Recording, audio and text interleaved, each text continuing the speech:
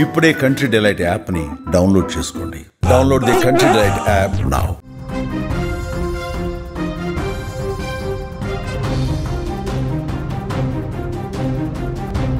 కార్తీక పౌర్ణమి రోజున ఆకాశంలో మహాద్భుత దృశ్యం ఆవిష్కృతం కాబోతోంది.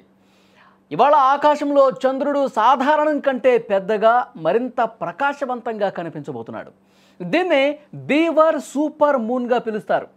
ఈ సూపర్ అరుదైన ఖగోళ దృగ్విషయం కాగా పౌర్ణమి సమయంలో చంద్రుడు తన కక్షలో తిరుగుతూ భూమికి చాలా దగ్గరగా చేరడంతో ఈ అద్భుత దృశ్యం ఆవిష్కృతం కాబోతోంది.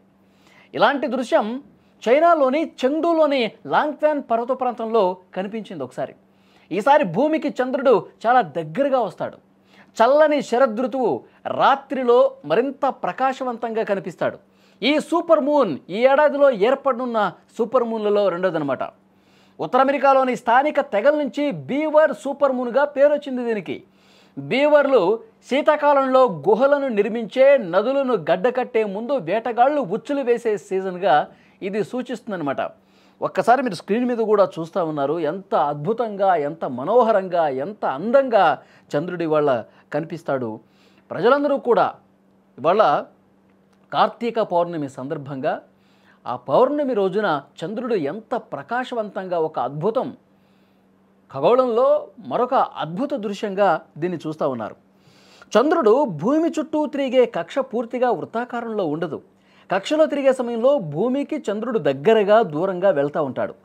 పౌర్ణమి రోజున చంద్రుడు తన కక్షలో భూమికి దగ్గరగా వచ్చి ఈ విధంగా కనుల విందుగా కనిపిస్తాడనమాట. ఈ సమయంలో చంద్రుడు భూమి నుంచి దాదాపు 3,57,000 కిలోమీటర్ల దూరంలో ఉంటాడు. ఈ కారణంగా అది సాధారణ పౌర్ణమి కంటే కూడా 7% పెద్దగా కనిపిస్తుంది. 16% ఎక్కువ చంద్రుడు ప్రకాశవంతంగా కనిపిస్తాడనమాట. చంద్రుడు చేరుకున్న సమయంలో భూమి చుట్టూ దీర్ఘ వృత్తాకార కక్షకు పెరిజీ దగ్గర ఉన్నప్పుడు సూపర్ మూన్ సంభవిస్తుంది. శాస్త్రీయ భాషలో పెరిజీ పౌర్ణమిగా పిలుస్తారు దీన్ని. అంటే ఒక సూపర్ మూన్ అన్నమాట. గతంలో ఎప్పుడూ మనం చూడనటువంటి ఒక అద్భుతం అన్నమాట ఇది.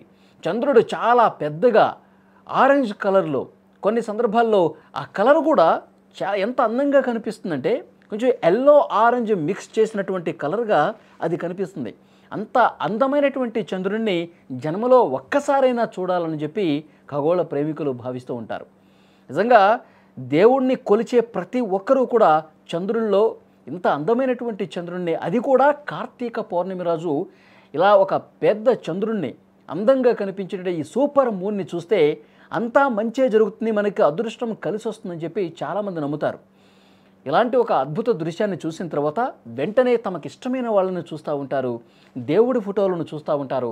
అలా చూస్తే ఈ సంవత్సరం మొత్తం కూడా మళ్ళీ వచ్చే కార్తీక పౌర్ణమి వరకు కూడా మనకంతా మంచే జరుగుతుంది. ఆ దేవుడి చల్లని చూపు మన మీద ఉంటుంది. ఆ చల్లని చంద్రుడులాగే మన మీద కూడా ఆ ప్రకాశవంతం మన జీవితంలో కూడా కురిసి మన జీవితం కూడా చాలా చల్లగా, అందంగా, ఆనందంగా ఉంటుందని భక్తులు నమ్ముతారు. చంద్రుడు రాత్రంతా ప్రకాశవంతమైన రాశి చక్రం నక్షత్ర రాశి వృషభంలో ఉంటాడు. ప్రకాశవంతమైనటువంటి కాంతి సమీపంలోని నక్షత్రాలను అస్పష్టం చేస్తుంది. కానీ టెలిస్కోప్ ద్వారా చంద్రుడిని చూస్తే నారింజ ఎరుపు నక్షత్రం కలబోసినట్టుగా అది కనిపిస్తూ ఉంటుంది. భూమి నుంచి 65 కాంతి సంవత్సరాల దూరంలో ఉంది. చంద్రుడు ఆల్డెబరాన్ మధ్య ప్లీయడ్స్లో ఉందన్నమాట. ప్లీయడ్స్ను 7 సిస్టర్స్గా పిలుస్తారు.